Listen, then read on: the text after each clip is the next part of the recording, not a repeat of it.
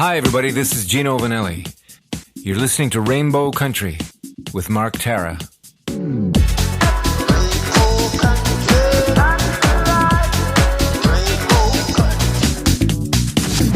The views and opinions expressed on the following program are those of the persons appearing on the program.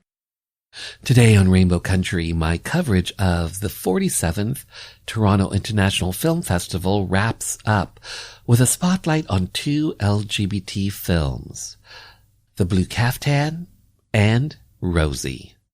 All that and more coming up on episode 321. So stay tuned for Gay Talk Radio right here on Rainbow Country. Hi, this is Emily Saliers from Indigo Girls. Hey everyone, this is Chris Harder, porn star, burlesque performer, and the creator of Porn to Be a Star. You're listening to Rainbow Country with Mark Tara.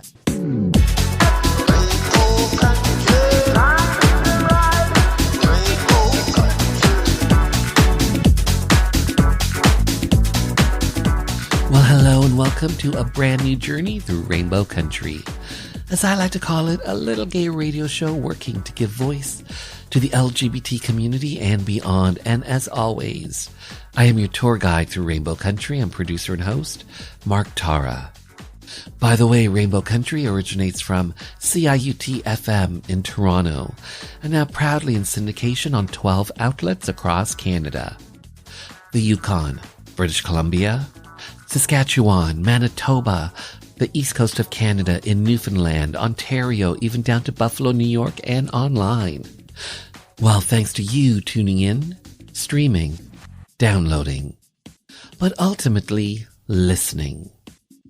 Together we continue to build Rainbow Country into a nationally syndicated gay radio show, a #1 LGBT podcast on Podomatic.com's gay and lesbian chart, as well as being recognized as Canada's #2 LGBT podcast on Feedspot.com.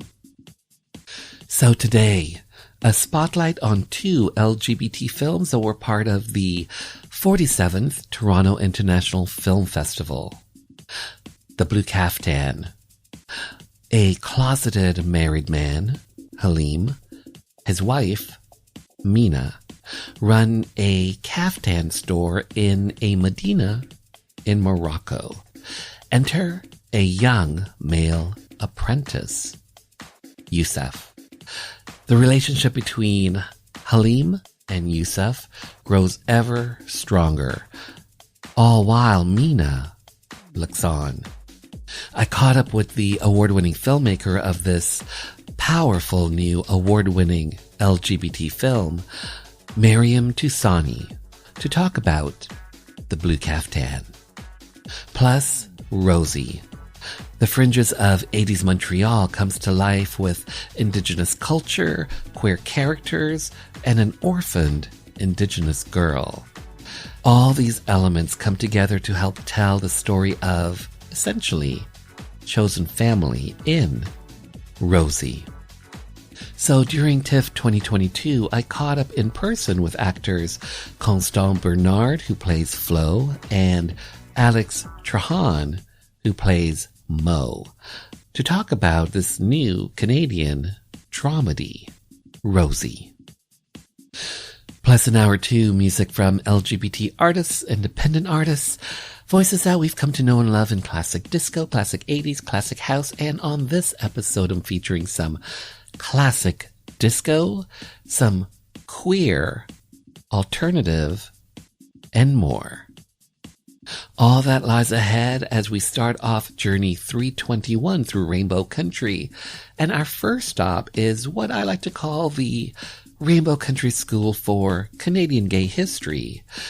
And today's lesson from activist, author, and historian Tim McCaskill, Canada's Gay Pride History.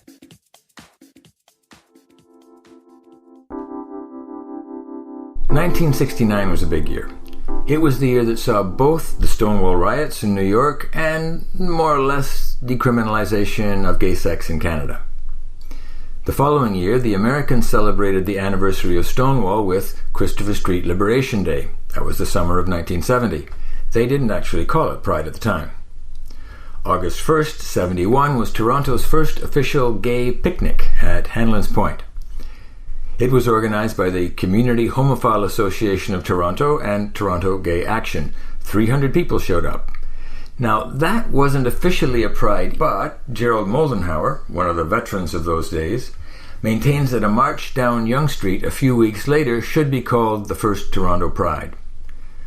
That was a warm-up for the more famous We Demand demonstration in Ottawa held August 28th that year, a protest against the inadequacies of Trudeau's decriminalization. By the way, if you want to see some pictures of those early days, check out Gerald's website. It's geraldmoldenhauer.com, and it's spelled JERALDMOLDENHAUER. The first official Toronto Pride was actually the next year, 1972, again in August. Then there was a second Gay Pride Week, August 17th to 26th, 1973. That one was national, not just Toronto. There were events and marches in Vancouver, Saskatoon, Ottawa, Montreal, and Halifax. The focus was political, on ending discrimination against queers, something that was still quite legal across the country at the time. Then, the following year, 1974, there was Pride number 3 in Toronto, August 17th. I came out of that one, so I remember it very, very well. We marched over to Queen's Park to again demand human rights protection. And then they stopped. There was nothing in 75. People were focused on a national lesbian and gay conference in Ottawa. And again in 76, all of us in Toronto were busily preparing to host the 4th National Lesbian and Gay Conference, which happened in September. Gay Days was a big festival in 78, but nothing called itself Pride again until 1981 after the Bath Raids. That's where the misconception that Pride began after the Bath Raids comes from. 81, I suppose, is significant because that's when the shift happened from August to the last weekend in June to harmonize with prides across the US. But that's not the first Pride. So when you hear someone say that the first Toronto Pride was in 1981, you should politely point out that that's not quite true. Toronto and other cities in Canada had our own August Prides for almost a decade before that. And there are still those of us around who remember. This is Tim McCaskill, a gay liberation dinosaur from another planet and author of Queer Progress.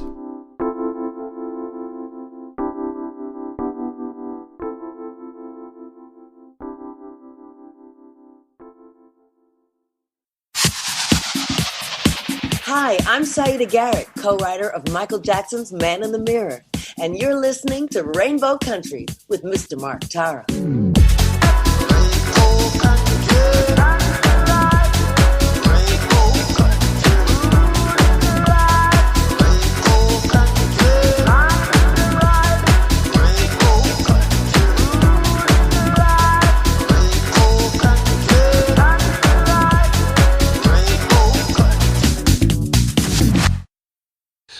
Up next, award-winning filmmaker Maryam Touzani joins me to talk about her new award-winning film, The Blue Caftan. Maryam Touzani, hi, how are you? Hello, Mark. I'm fine, thank you. I have to say, Maryam, thank you for being here to have your voice, your story be heard by the LGBT community and beyond, especially to talk about The Blue Caftan. I understand that this is now an award-winning film. Did you not just recently win an award at Cannes? The film won the FIPRESSI award at Cannes. Yes, and it went on to winning other awards in other film festivals as well. How are you feeling now that this film is out and seeing the light of day and it's winning awards? Well, it's a very beautiful feeling because because it means that the film has been able to touch a public, to touch people's hearts. And I think that, for me as a filmmaker, that's essential. This is a kind of story that I felt I really needed to tell. For me, it was essential that it can be heard. So for me, that's really what it means, that it's in the festival circuit. Winning awards is a beautiful part. that that it has actually been able to reach people's hearts. Talk to me about the story that you're telling in The Blue Caftan. What is the story that you're telling? The Blue Caftan is a story about love in its all in many forms. It's a story between the love between this man and his wife. He is a tailor that makes handcrafted kaftans in the Medina of Saleh in Morocco, and he and his wife have lived together, have been married for 25 years, and they deeply love one another. Only that they've lived with a I don't know how you say it in English, un non-dit. Non-dit is something that isn't said. It's not a secret, but it's something that's just not stated, something that's not spoken of, which is this man's homosexuality. So Halim is gay. His wife feels that he is gay. He feels that his wife knows, but it has something that's never been spoken about because they've decided not to speak about it out of fear, out of shame, for many other reasons. And basically, there is a moment in their life when a young apprentice that is passionate about the craft, like Halim is passionate about his craft as well, is going to come into their little store in the Medina. And Halim is going to start falling in love with this other man. And so it's about how this woman is going to face her fears, is going to learn to look at her husband's feelings in another manner in order to be able to, first of all, accept her that her husband is gay. And after, not only that, but to realize that, what's important is that her husband be happy, and her husband is falling in love. Also, I mean, we find out in the film that Mina is ill and her days are counted. And as a woman that knows that she's leaving, she really wants to make sure that her husband loves himself and accepts himself, and that he is proud to be who he is. Because Halim defends his craft with pride. He is a real it's a malam, it's this artisans that make all this beautiful handcrafted work, and he's very, very proud of his work, but she knows that he needs, in order to be happy, to be proud of who he is. So you directed this film, you co-wrote this film, the Blue Caftan. The story that you're telling in The Blue Caftan, what inspired the story? What inspired the story, what triggered the story was a man I met when I was scouting for my other film, my last film before this one, and when I met this man in the Medina, I was looking for the opening scene of my film, and I looked all around for a shop, for a hairdresser shop, and he was the only man in the Medina, because the Medina is a very conservative environment, and women generally will get their hair done by women because it's like that. It's quite conservative, and he was the only man holding a women's salon. And I walked into his little tiny salon. It was like very small, beautiful, and I was struck by him, by I don't know, something very powerful in him, and I felt very strongly that there was something he wasn't saying. And just as a human being, there was something about him that was, I don't know, just so inspiring. And so I went back to see him a lot of times. And I mean, I think I felt I knew why I was so touched by him. And it's because he reminded me of men that I had known in the past when I was a child, that I always heard were married, but had a double life because they were married, but they are obliged to be married in order to keep a facade, to pretend who they were not. Men that were gay but had to hide it, and I imagined when I met this man the suffering, what it was to wake up every day and have to face your environment and pretend to be somebody you're not, because you cannot do otherwise, because your society does not accept it, because you live in a place that's so conservative that it's completely something that's unimaginable, that you can just be yourself. So I was really, really very moved by this man, and I kept him within me until I started to write. Wow. I think in society such as mine, it is essential that these stories be told.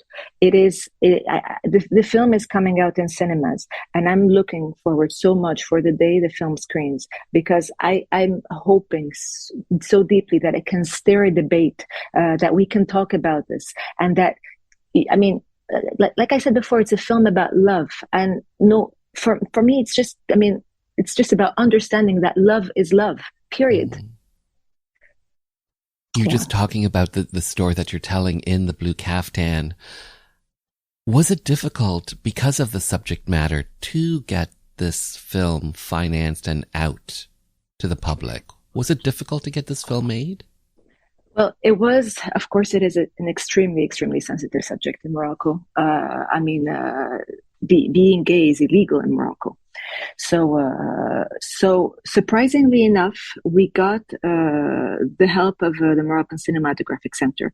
And it's not fair to say surprisingly enough. I don't know if to say that really, because it's an independent commission that reads your scripts and decides if you're going to get help from the government or not. And this commission can be open. It's made up of different people that are chosen, and that can have very different points of views. So the film had a commission that was chosen and that supported the film, which is something that is absolutely wonderful. And for me, it means a lot, because if the country supports for a film like this being made, it also means that there is a desire for change.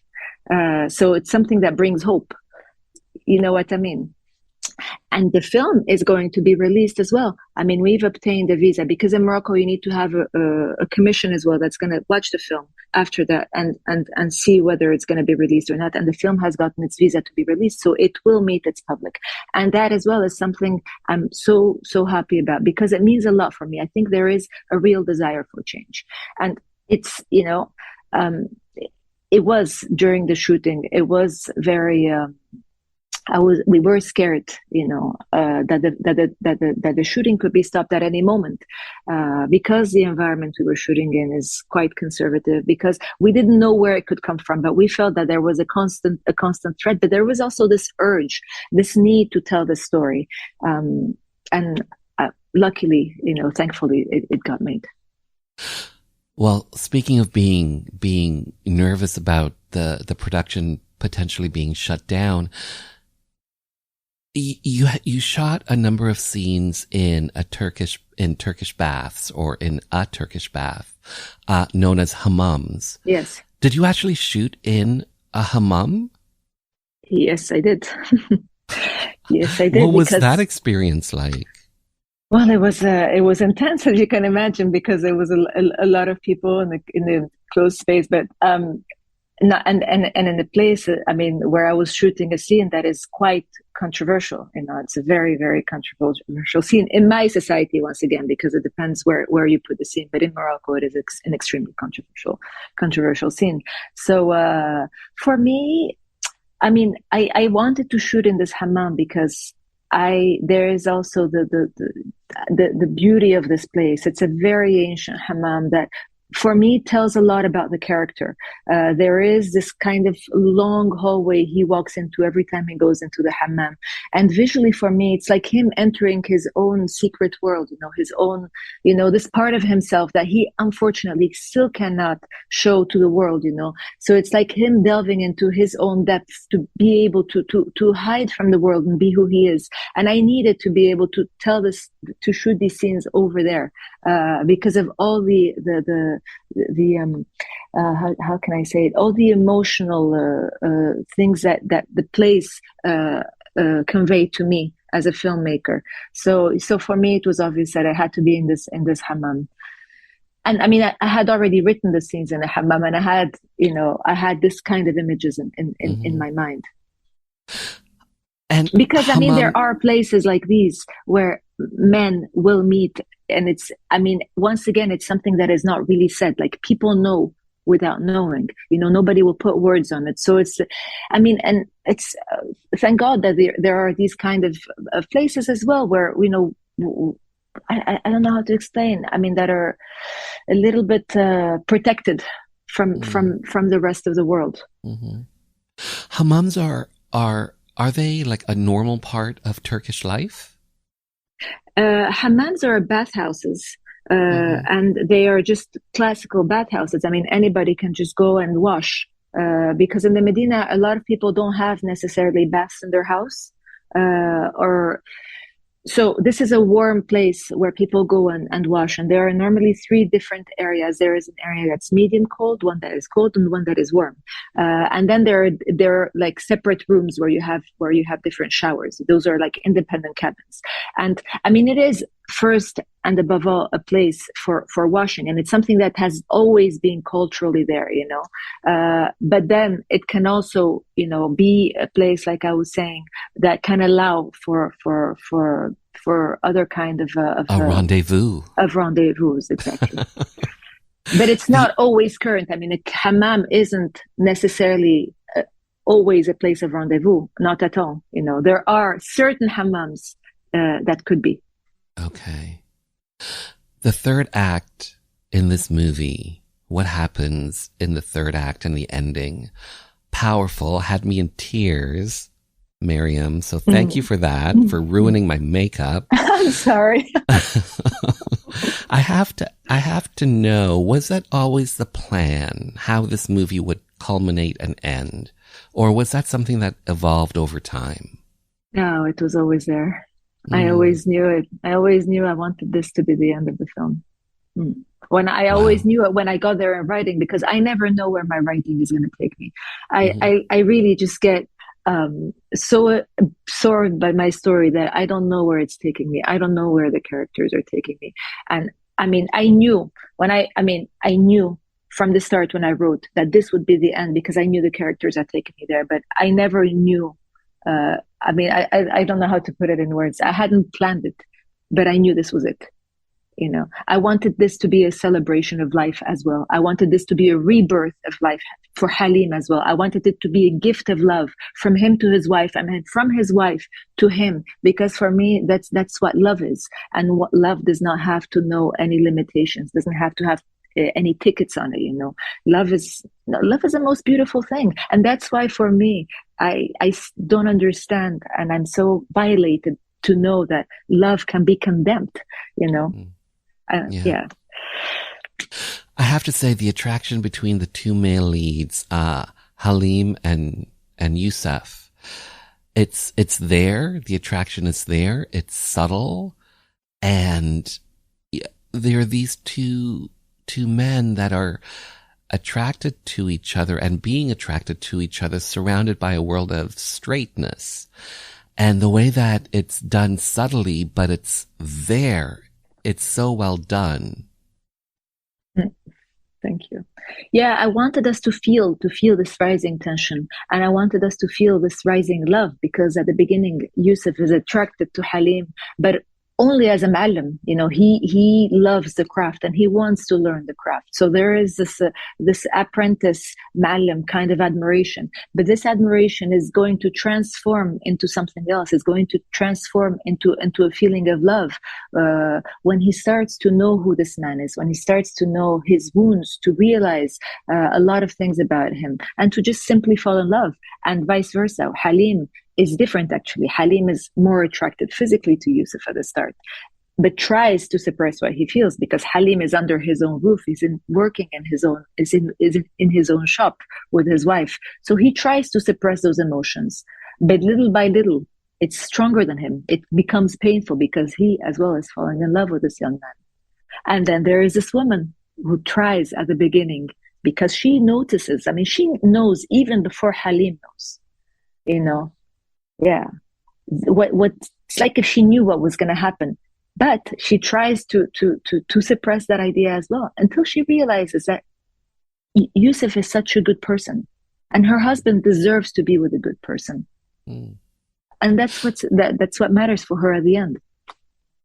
My last question for you, Maryam, is simply this: when audiences see the blue caftan, what do you hope audiences come away with after they've seen this film? For me, with a feeling of love, with a feeling of love for between these beings, you know, with just I don't know. I mean, I know that the ending of the film is I mean, there is something that's painful in this ending, but I want them to also come up with a feeling of love for life, you know, because there is something about a new beginning as well, about for me in any case, about just being able to take pleasure in life again, to take pleasure in I don't know if I can express it properly, but yeah. But for me, it's a celebration of love and it's a celebration of life. Yeah. And you get that in the very last shot. The very last shot.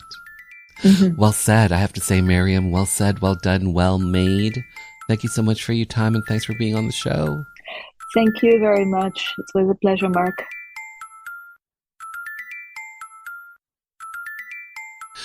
So, Oscars 2023. Morocco has entered Maryam Touzani's The Blue Caftan in the Best International Feature category. A shortlist of 15 finalists will be announced on December 21st, and the final 5 nominees will be announced on January 24th, 2023. The 95th Annual Academy Awards will take place on March 12th, 2023. And might I say, good luck to Maryam Touzani and the Blue Caftan.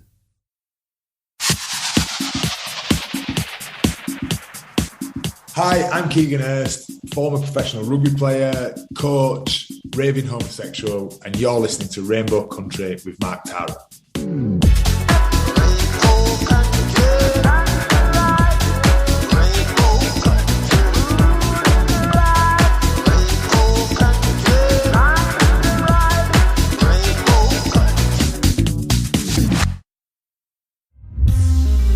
Hitmakers is a full-service, award-winning record label and social enterprise based in Iqaluit, Nunavut. We specialize in the creating and marketing of world-class Inuit and Indigenous music, including pop, hip-hop, rock, folk, and traditional Inuit music. Hitmakers has studios in Iqaluit, Ottawa, and Toronto.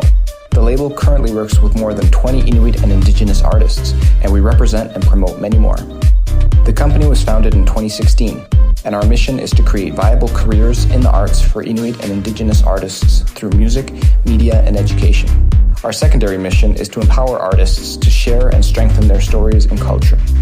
To learn more, please connect with us on social media or at hitmakers.com. That's Hitmakers with a Z. Thanks for listening. Qoyanamit.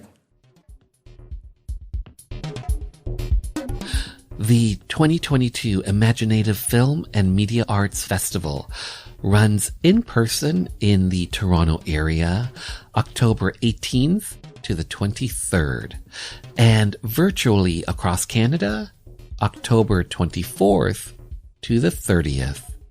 The Imaginative Film and Media Arts Festival is the world's largest presenter of Indigenous screen content.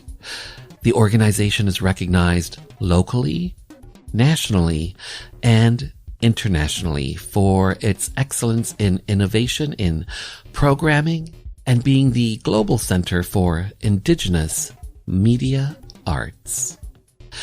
Again, the 2022 Imaginative Film and Media Arts Festival runs in person in Toronto, October 18th to the 23rd, and virtually across Canada, October 24th to the 30th. For more information, imaginative.org.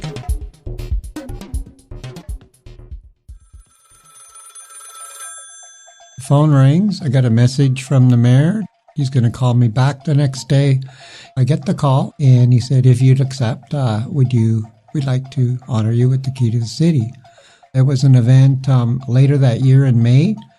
Just a key, right? Like, key to what? A decent job, a good singing career. It's really a metaphor, but it's history. So a reporter wants to talk to me and says, so it's a key, right? Like, what's the big deal? I said, well, not everybody gets the key. So I looked it up, and I guess it is kind of a big deal. The date, May 17th, 2018, when trans activist Susan Gapka made history by becoming the first trans woman to be presented with the key to the city of Toronto. By the way, past recipients include Rush, and the Raptors. Hi, I'm Garrett Conley, author of Boy Erased, a memoir. You're listening to Rainbow Country with Mark Tara.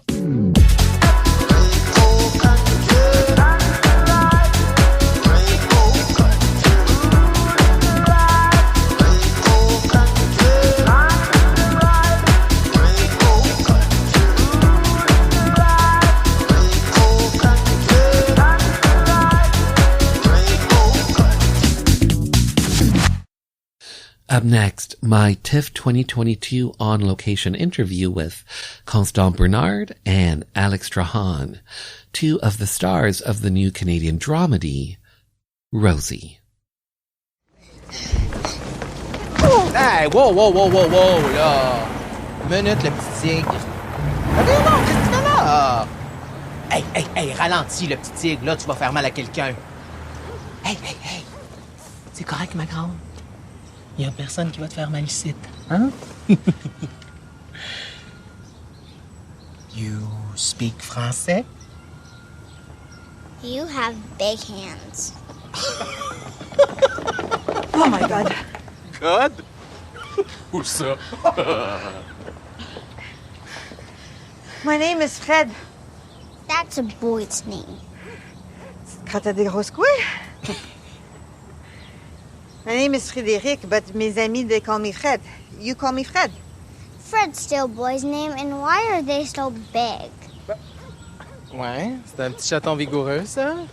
We are very special women with big hands. Bon, parfait. Là, c'est Papy. C'est Papy est quoi, un chien? C'est mieux qu'elle soit avec vous. Vous êtes la parenté. Your auntie is so excited to take you home. Non. Fuck you. Caftan Bernard, hello. Hello. Did I say your name correctly? Yes, that's right. I mean, there's so many ways of saying it, truly. Okay, you say it, girl. Yes, Caftan Bernard. Okay. Yes. Okay. Je ne parle pas français, girl. That's all good. I speak English too. Podemos hablar en español también. Okay. All right. Alex Trahan? Yes. Okay. And the Alex part I know. Yeah. Did I say your last name correctly? Yeah, same. There's so much way of saying it. But it's Alex Trahan, French. Okay. Yeah. Okay. Yeah. I have to say thank you both for being here, to have your voices, your stories be heard by the LGBT community and beyond. So thank you for that, especially to talk about a little Canadian film that's doing the film festival circuit now. That's part of TIFF 2022, Rosie. First of all, well done. Well done on this film. How are you feeling? Alex, let's start with yourself. How are you feeling now that this film is out, seeing the light of day, and you guys are seeing yourself on the big screen? How are you feeling, Alex? Yeah. Yesterday, just before the movie, I was so nervous because we didn't had the chance to see the movie before the red carpet. Mm-hmm. So it was really the very first time. And now I'm just so proud of it. I'm like, the team just worked so hard to make a beautiful movie, and it works. So I'm really, really proud. And I was really touched by the movie. I really could relate to the character and the story yesterday. So that was a beautiful moment for me, just not judging myself in my acting, but really watching a story and dive into it, you know. So you were able to remove yourself and see the character, not you. Exactly. Wow. Exactly. Yeah. I want to know that secret. And Caftan, for yourself, how are you feeling now that this film is seeing the light of day? I feel great. It's a little bit of the same sentiment as Alex. We've waited so long to see it, and we had such a joyous time making it last summer. It was really a wonderful time meeting Alex and getting to develop these characters together, and we sort of were sisters in a way. We were sisters in a way, which was...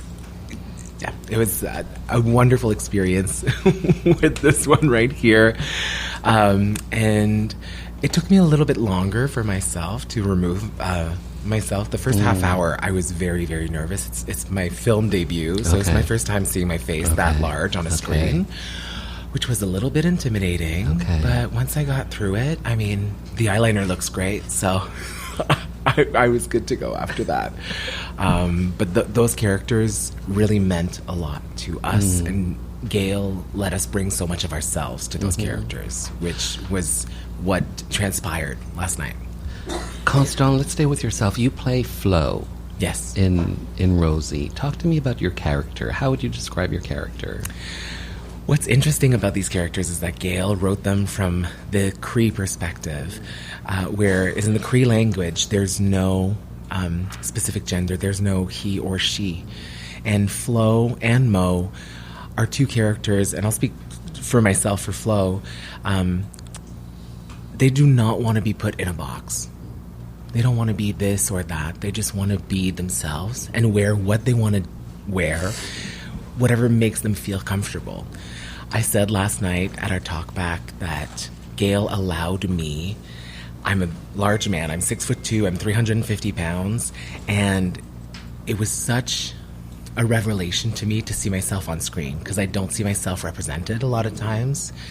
And to be able to bring myself into this character, bring the joy, bring the grittiness, and the triumph, that was, it was wonderful to watch from an outside perspective. Alex, you play Mo. Talk to me about your character. What's your character all about? Mo is a lot of things, a lot of contrast also. Like, she has a really big character and she's ready to fight for her loved one, but also has a lot of vulnerability and emotions. And I just fell in love with Mo when Gail talked about us, about the characters, and said, like, they're those little treasures in dark alley, in dumpsters, you know? And it's this light, this joy, even when life is challenging, that is really like a part of those characters. And for me, just inspired me to do the same in my life, you know, just try to see the good side of things and make your own way. So yeah, Mo is a badass. Okay, so you play Mo, Alex. Is your character trans? Is your character just a cross-dresser? Is your character just exploring who they are? How do you, as the actor, how do you see your character? For me, they are free spirits. Like, they do whatever they want and dress whatever they want, whatever. So you weren't thinking along those gender lines? Or no, anything? It was really important for Gail to really have the creep perspective where there's no he or she. It's not about, like, put them in a box, but really about this freedom. And, like, you can be whatever you want, whoever you want. And, for example, Mo is dreaming about becoming a drag queen one day. Like, she wants to perform on stage, but has stage fright. So Rosie is going to be there for her and help her to, like, deal with it. But, yeah, for me, it was never about, like, putting them in a box, but just, like, how can I explore this freedom of Mo and whoever she can be. So, and Constant, for yourself, do you share that same sentiment? Like, your character Flo is not trans or whatever. It just is. Your character just is. I think that's the perfect way of saying it. It just is. They exist in this world where gender construct is at the forefront. And they do not want to be put in that box. They just want to exist in the world and just be themselves and feel free. And Alex put it really well for the character of Mo, and I think it applies to Fred and Flo as well. Rosie comes and basically saves us. She chooses us as her family, and we choose her back. And I think that's the beauty of this film. Did she choose you, or did she run into you? Well, she runs into us. And then she chooses you. And then she chooses us. Because, I mean, for a little girl, seeing these magnificent beasts. That's how I characterize myself, a magnificent beast. Most children, I think, would be scared, but that's the beauty of children, is that they don't have those contracts that social pressure puts on us. And so through the lens and through the eyes of this little girl, we get to tell these stories with these characters. And yeah, there's no box. We broke out of that box, and now we just want to be free.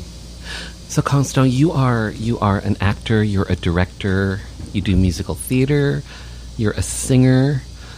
For yourself, you feel most comfortable in terms of those disciplines doing what? Being an actor, directing, musical theater, singing? You feel most comfortable doing what? It's a little bit like my character Flo. I don't want to be put in a box. That's why I do all these different disciplines and these different art forms. Personally, it changes from day to day, from week to week, month to month. I love bringing joy to people. That's what I love to do, whether it be singing, directing, acting. If I can relate to people and make people smile and laugh, that's my number one priority in life, honestly. And I think a lot of it comes from my dad. I mean, my mom still has a sense of humor as well, but my dad is this loving man, and I think he instilled that in me, this joy of life. And we all saw it last night when he made a beautiful comment about seeing the souls of the characters. And yeah, that's I just want to spread joy. That's all I want to do. And Alex, for yourself, you do film, you do TV, stage. Do you have a preference?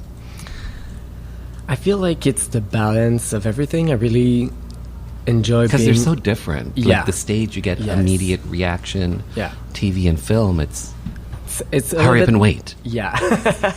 It's a little bit like Constant. Like I do acting, directing. I do circus direction also. Like it's really like different worlds, but it's what I like about it. It's different every day, and it's the balance of all those worlds together and connection that you do with people, and really like experiencing that there is no limits of what you can do, and being part of those creation process. It's just so precious to me.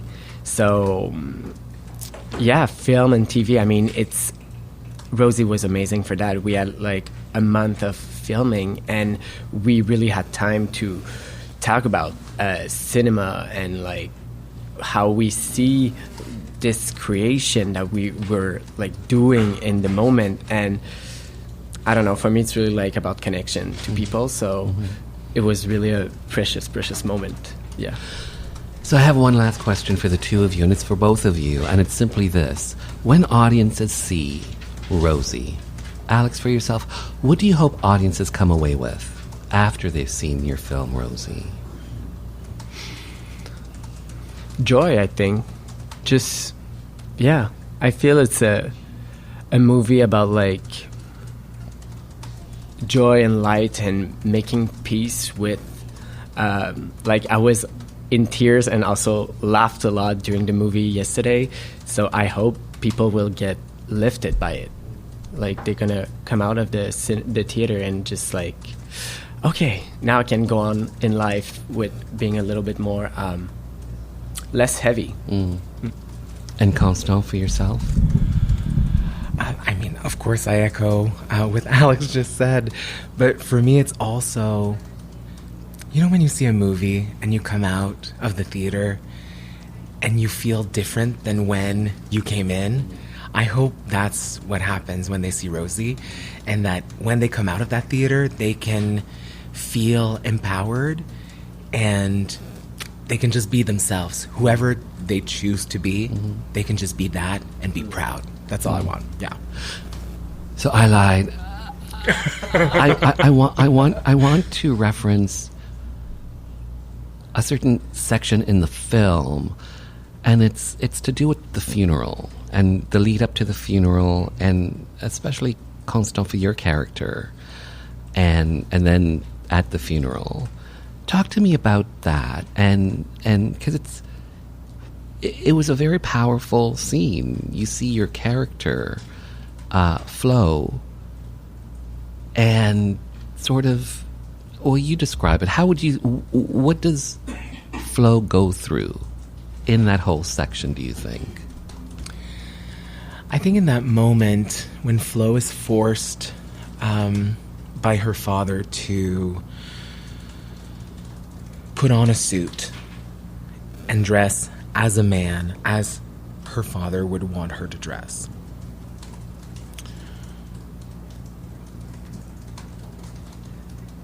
That's essentially a symbol of that gender construct that we get, that social pressure from the outside world.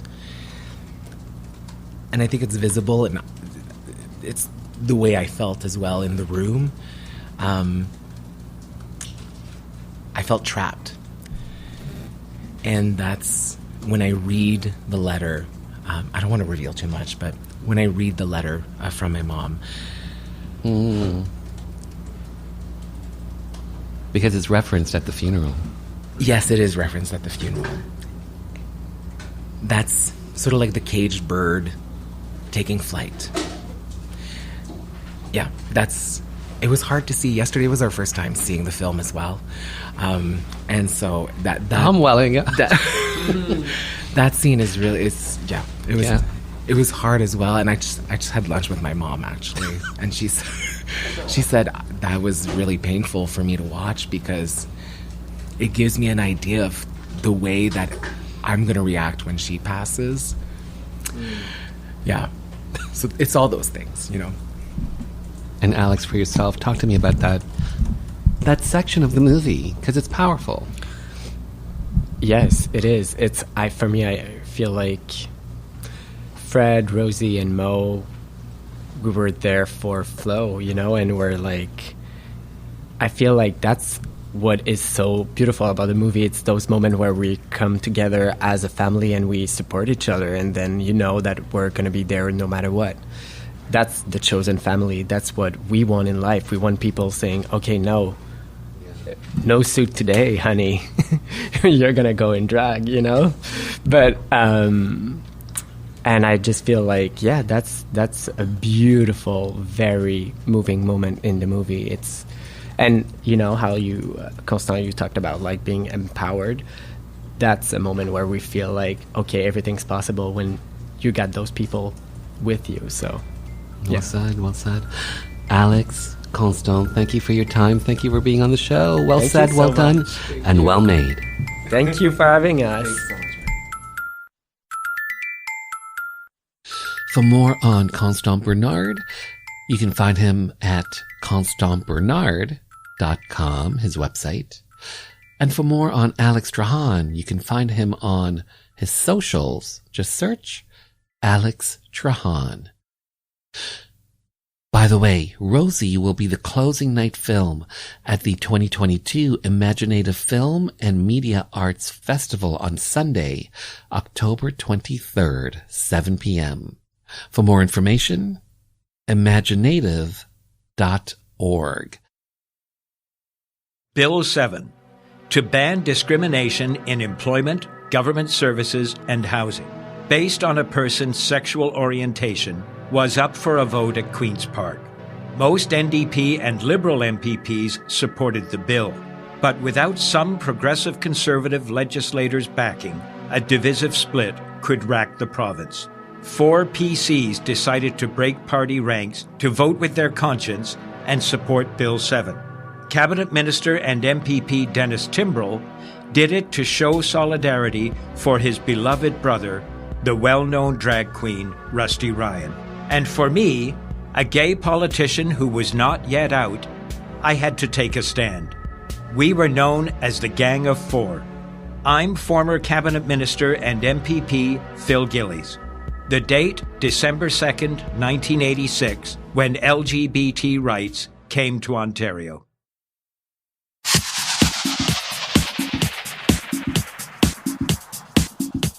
Hi, I'm Justin Ling, author of Missing from the Village. You're listening to Rainbow Country with Mark Tara.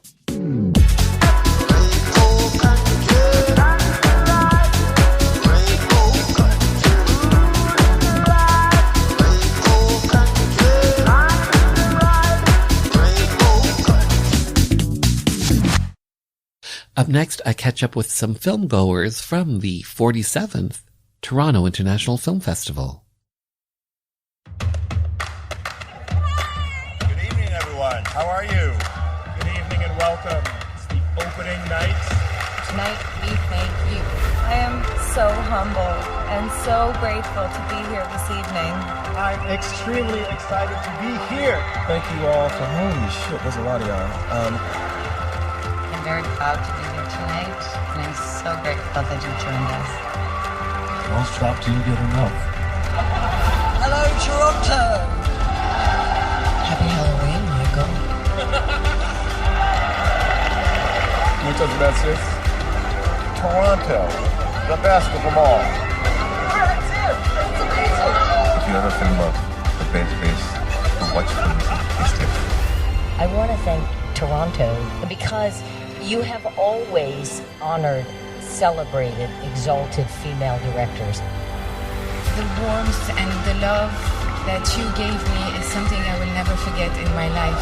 So exciting to be here at Toronto in this gorgeous theater. This feels like Christmas Day. Thanks to you for coming. This is truly a very special evening for me. This is why we do what we do, you know? I love this festival and it's an honor to be back. Behind me is what we call society, what we see in there every day, and what we have on the screen. Let's keep on doing movies about us. We're making pictures about what's happening today in society. Thank you for coming. Hi, what's your name? I'm Martine Tapascio. And, okay, first of all, are you from Toronto? No, I'm from Barrie. Barrie, Ontario. You're here for TIFF? Yes. Have you seen any films? Any of the films here today? No, not yet. What are you hoping to see today on King Street? I'm hoping to see, I guess, the actors around here, like especially for The Glass Onion. Okay, maybe like what? Daniel Craig, I think, is in it. Yeah, Daniel Craig, Janelle Monáe, anyone else who's here too. But I love those two the most today. So yeah. Well said. Last question for you. For yourself, what does TIFF mean to you? A festival where movies from, I guess, all around the world get to be shown to the people of Toronto before anybody else. Well said. Well said. Thank you so much for your time. Yes, no problem. Thank you for the interview. Hello, what's your name? Jason. Jason, where are you from? I'm from Scarborough. From Scarborough. And so what brings you to downtown Toronto today? Oh, we always follow TIFF, especially when my wife influences me to go there for TIFF, right? So, and I love taking pictures and videos, so I'm here right now. Okay, and who are you hoping to see today? Oh, I'm hoping to see Janelle Monáe and Edward Norton and reunite again with Daniel Craig because last 2019 I saw him here also at TIFF. In 2019, how long have you been coming to TIFF? Oh, start 2011. Yes. This is my 5th year. Yeah.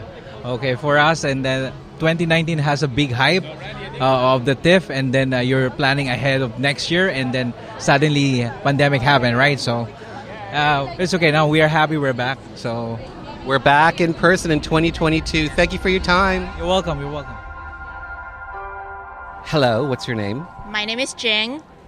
Hello, and what brings you to King Street on a beautiful sunny day like today? Well, I'm here to finally get to see the cast of Knives Out, or aka Knives Out sequel, because last time I was here, I had to choose between them and Tom Hanks, so that's why I'm making up for it. That's why I'm here. Okay, so are you hoping to see, like, Daniel Craig? Daniel Craig, Rian Johnson, Catherine Hahn, basically anyone, everyone, hopefully they all show up. How long have you been coming to TIFF? I've been doing this since 2015. 2015? Wow, that's longer than me. I started in 2018 covering TIFF. Wow, impressive. But then pandemic happened, and then everybody had to be away for 2 years, so good to be back. For yourself, what does TIFF mean to you? Just a chance to enjoy the atmosphere, trying to catch a movie, emerging filmmakers for myself personally, because I'm trying to pay attention to what's coming up in the local atmosphere, not just as much as I would love to join also the Hollywood stuff, but I'm all about the local stuff as well. So. Well said. Well said. Thank you for your time. No worries. Enjoy TIFF. Hi, what's your name? My name's Kathy. Hello, Kathy. What are you here on King Street for? Why are you here? I am here standing in line with my daughter. I have a ticket for Causeway, the premiere, which I'm very excited to see. My daughter was not able to get a ticket, so I'm standing in the rush line for her where she's hoping to get a ticket. Okay, so TIFF 2022, we're back, we're in person after 2 years of a pandemic. How are you feeling about that? I am really excited. This is my first film festival. My daughter is in the film industry. She has a company that does events and premieres, and she invited me. So I love movies. I am so excited. I've already seen a number of phenomenal movies, and I have a number of phenomenal movies lined up to see in the next couple days. So before I go back to my real life, I'm just thrilled to be here. Any movies that you've seen so far stand out to you that have made an impression on you? Anything comes to mind? Yes, we saw Emily, phenomenal. I know a little bit about Emily Bronte's story, but learned a lot more. Very interesting. Saw The Woman King, and just powerhouse action dynamic. Saw Bros, and Bros is a phenomenal movie. You will laugh, you will cry, and I'll recommend everything I've seen so far. Last question for you. What does TIFF mean to you? TIFF means an opportunity for people to come together, celebrate films, and for people in the film industry to showcase their talent, a place for new emerging filmmakers to come and make a name for themselves, people that wouldn't be known to get picked up by other studios. It's just a phenomenal opportunity for anyone who loves film, works in film, or is interested in film. Amazing. Well said. Well done. Thanks for your time. Yes, thank you. Good evening, everyone. How are you? By the way, for all things TIFF all year round, TIFF.net. I am so humble and so grateful to be here this evening. I'm extremely excited to be here. Thank you all for holy shit. There's a lot of y'all. I'm very proud to be here tonight, and I'm so grateful that you joined us. Don't stop till you get enough. Hello, Toronto! Happy Halloween, Michael. Can we talk about this? Toronto, the best of them all. That's it! That's amazing! If you ever film the best place to watch films, it's TIFF. I want to thank Toronto because you have always honored, celebrated, exalted female directors. The warmth and the love that you gave me is something I will never forget in my life. So exciting to be here at Toronto in this gorgeous theater. This is just like Christmas Day. Thanks to you for coming. This is truly a very special evening for me. This is why we do what we do, you know? I love this festival and it's an honor to be back. Behind me is what we call society, what we see in there every day, and what we have on the screen. Let's keep on doing movies about us. We're making pictures about what's happening today in society. Thank you for coming.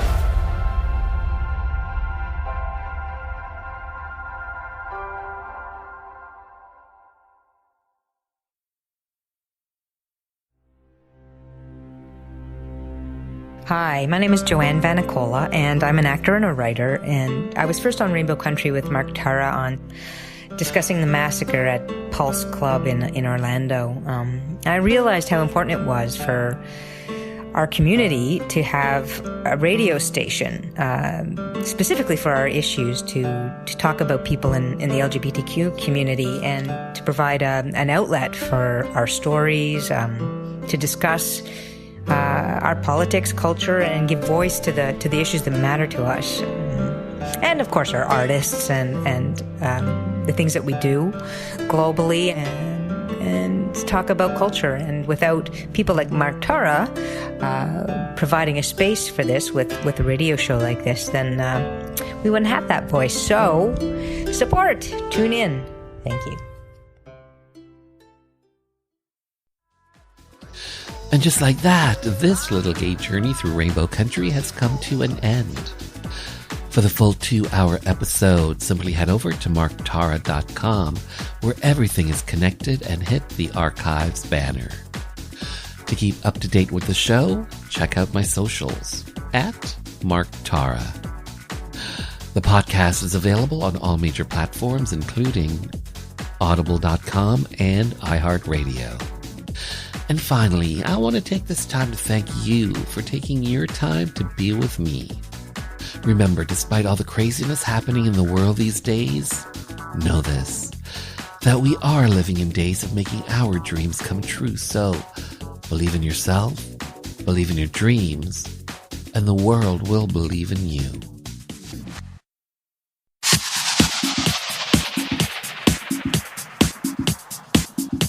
Hi, this is Police Constable Danielle Botno, also known as LGBT Cop, and you're listening to Rainbow Country with Mark Tara.